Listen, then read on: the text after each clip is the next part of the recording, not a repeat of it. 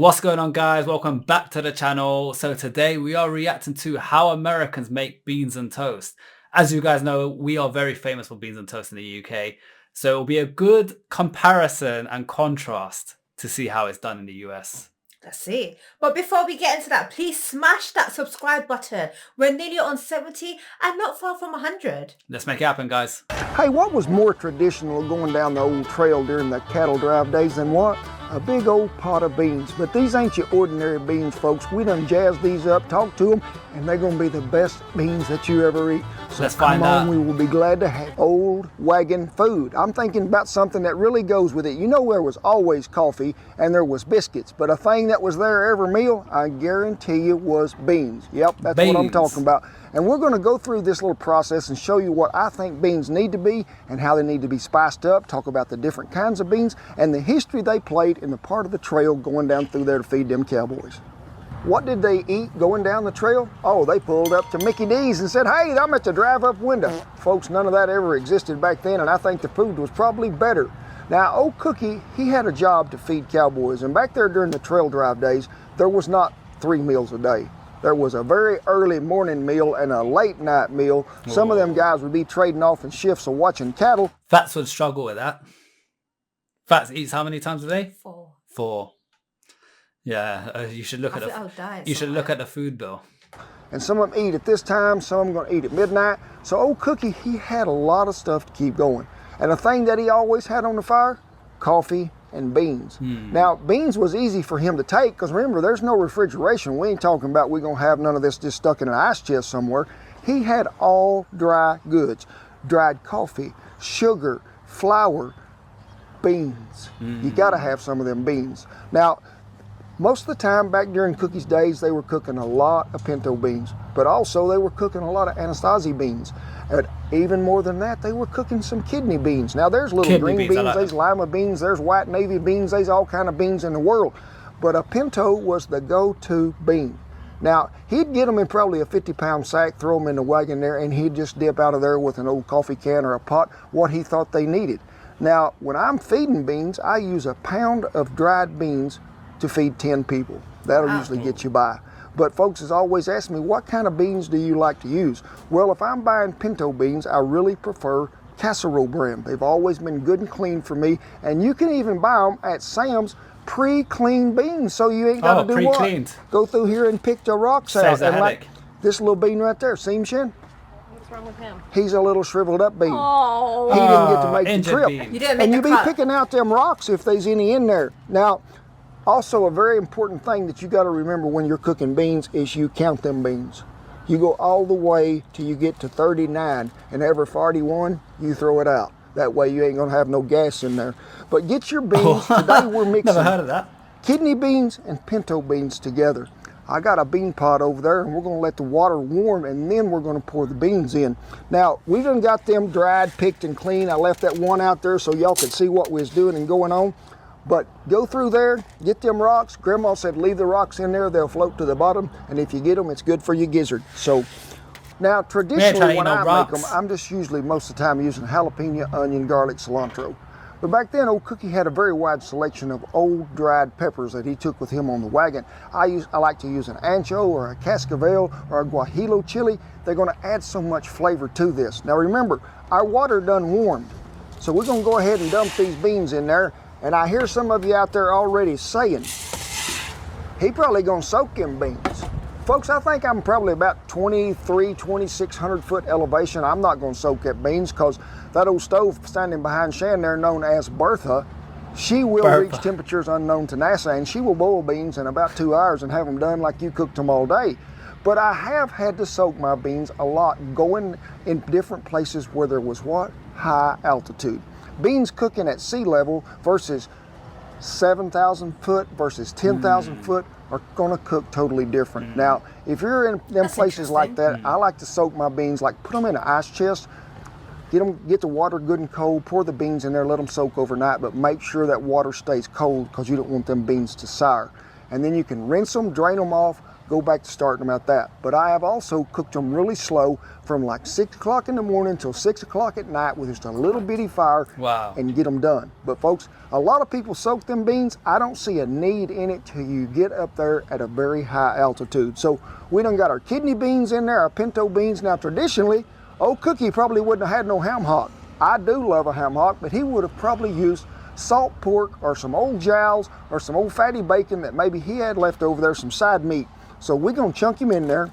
And guess what we got here? We have got us some guajillo chilies. Oh, chilies in there. And we're gonna break out the, what you call it, Shen? What do you call this? Remember?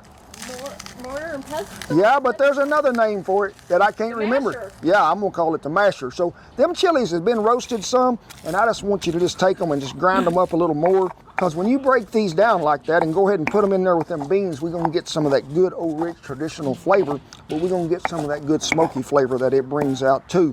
And they ain't gotta be finely ground. I just want them where they're in pretty small pieces, because that hot water gonna work a number on them too. So get them in there. Break it down a garlic clove, and it is a big one of them elephant ear garlics. And old Cookie had one of these hanging, I'm pretty sure right there, an old hash knife. This is the best chopping device I've ever seen in my life, but I like to mash them garlic. Give them a little bitty mash in there. Now I just like to chop this up sort of best you can. Easy. We're just gonna chunk it right in Just there. like that. I need one of those in my life. Good to go. Now let's talk about onions. There's white onions, there's yellow onion, there's purple onion. Some people call them a red onion. They've always been purple to me. Yeah, we call them red. I love a white onion in beans. Now, I've used a Vidalia onion some in beans, but I prefer a good white onion that you're gonna put in there. And a lot of people, when they get them onions and they're gonna use them, they're gonna chop them up in some little bitty pieces. So just don't make them so Wow, that small chop that is you very can't good. find them in a pot of beans. And I think a white onion holds up really well and really gives some natural flavor. So 2 onions is what we're using today with 4 pounds of beans. And I like to use 2 jalapenos. Now, Shan know if it's me, I ain't gonna get the seeds, the stems, nothing out of them. And that's the way it's gonna be today, because this is for me and my friends. And we like our food to bite back. Now, if you don't want yours that hot, They're like a kick. peel that stem and them seeds out of there. So far, the beans, the things he's putting in the beans are very different to here in the UK. I don't know of anyone that like mixes their beans with jalapeno and stuff. Do you? Have you come across that ever? I mean, I think it depends on culture. Like, for example, my country, Asia, they love their beans spicy and flavored. I think it depends on culture. I think if we're talking about British culture, we're talking about British culture. I think literally just salt and pepper.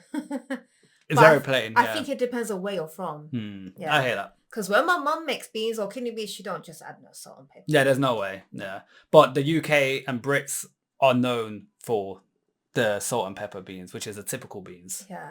Which is everyone's, like, they have breakfast. I've not had beans in ages, but look at Heinz beans, like canned beans. That's just the way it comes in. You top up salt and pepper, done. If they want to add it. If they want to add it, even. Yeah. You'll be good to go. You won't This is even very know it's got a flavorful. pepper in it. We got the onions in there. We got the jalapeno. We got the dried chilies in there. And what else do we have in there, Shan? Do you remember what else we might have snuck in there? Some beans and some garlic. Yeah. And Garlic folks, as I well. love to put some cilantro in mine, but not fresh. Now, a lot of people tell me, why don't you use fresh cilantro? To me, it tastes like soap. To a lot of people, it tastes like soap. Shan, she be loving it, but not so much me. I love to use dried. So I'm gonna get me probably I'd say nearly 1/4 of a cup for 2 pounds of beans, which is, the wind is blowing. So we're gonna put about that much in there. And I want y'all to meet me at the fire. Oh, let's see. Fire. What I've got here, I have got the Cadillac of all Berthas. Me and Rich and the good folks at Hasty Baked Grills there in Tulsa have went off the old Bertha pattern and made this one. Some of you might have seen it in our fried onion video that come out, the Oklahoma fried onion burger. Whoo, them things is good. Cookie didn't have one of these. So on some ranches, early 1900s, late 1890s, you might have seen another little wagon hooked to the back end of that one, which was called a pup wagon, and there might have been a little old 2-hole stove in there, and he just dump it out and cook with it. Now, a lot of them didn't have it, but some did. I like this because, folks, I ain't bending over on the ground, letting everything blow in my gravy and eggs. We designed this just like the original old Bertha, I'm gonna take an eye out of it because Bertha has really, really hot, and then when you take an eye out, it's got, whoo, I'm gonna get some kind of that hot. So we're just gonna put this over, and we're just gonna let it begin to simmer, and then we're gonna let it begin to boil. We're gonna give it one little stir right now, and some of you said, wait, he ain't seasoned that.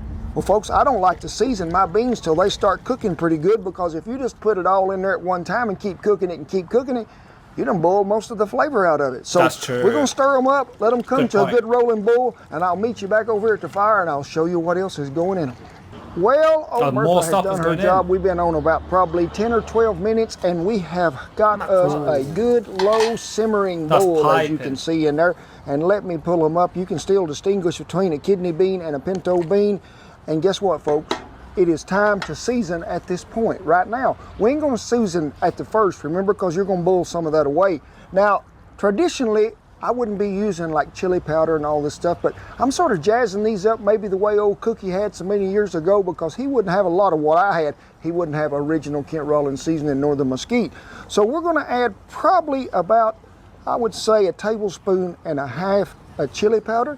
Like 2 tablespoons of smoked paprika. It seemed like it anyway. About 1 tablespoon of cumin, if we can get it in there for the wind blowing. And then we're going to use some of our mesquite seasoning. What's your thoughts on the seasoning?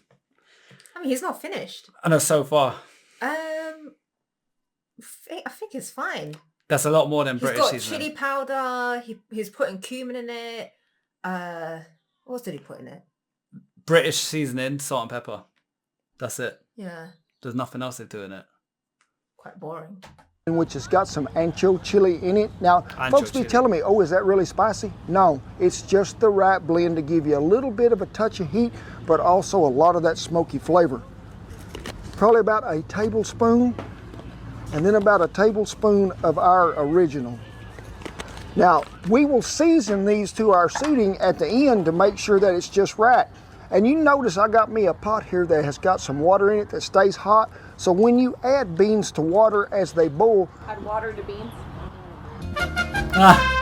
Remember, when you're adding water to beans as they boil, and we want them to come to a boil and just watch them, just let them simmer there. But you need to put hot water back in there when you're adding it, not cold water. Ain't no sense in shocking them little fellers. You done got them all hot and warm and toasty in that bathtub. Don't be pulling some cold water on them. Keep you some hot water going. So we got her stirred.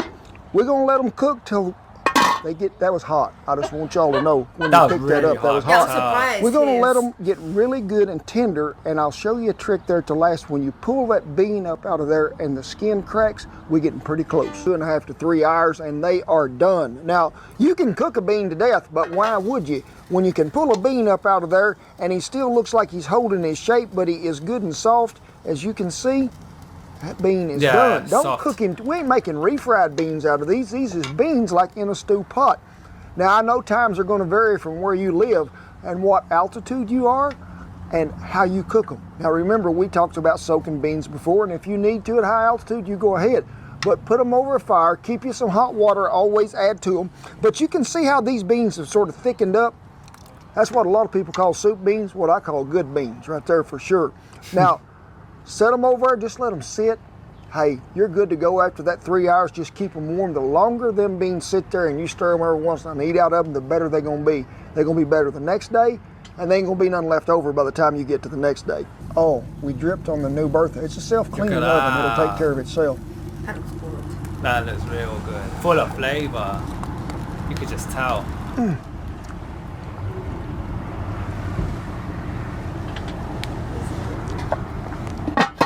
That's a wrap. I'm through. Them are fit to eat. We're done. So yeah, it's done. And then we're gonna do the bean move. Oh, yeah, that was so good, them beans was. I mean, that's what's happening. I'd say you've had enough. Cowboy style. Now, remember, when you're cooking beans, add whatever you want to in there for a meat source, whether it be chorizo, ham hock, salt pork. But if you're using a salt pork, don't salt them beans or don't use so much seasoning, because you're gonna get a lot of that salt off the salt pork. Remember, everything that we used in this video will be down there in the little description, and the recipe. What's your thoughts on the beans? Oh, let's try it. I think that was full of flavor. He mixed a lot of stuff with so much seasoning. You like your food heavily seasoned. You don't like your food plain. I think you would love that. He had onion in there. He had garlic. Had a meat sauce. He had jalapeno. Yeah, a lot of stuff. He didn't hold back on the seasoning, as we just saw. Oh yeah, just a tablespoon. That looked like more than a tablespoon of chili powder. I think that looked like 2 tablespoons to me. But yeah, I would say in comparison to UK beans, that's way levels beyond from what we saw. Isn't it? Yeah. Guys, thanks so much for the recommendation. Don't forget to subscribe if you haven't already and keep recommending videos down below. For now, peace out. Bye.